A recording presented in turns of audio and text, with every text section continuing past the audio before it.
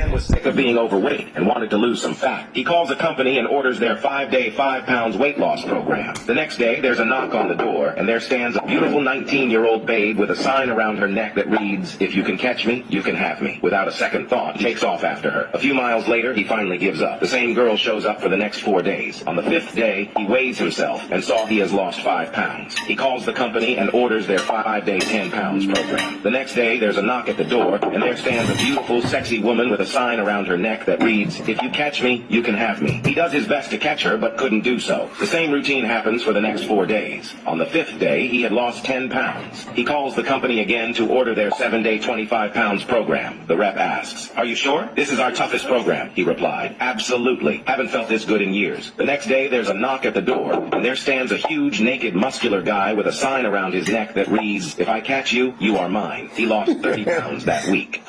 Bruh.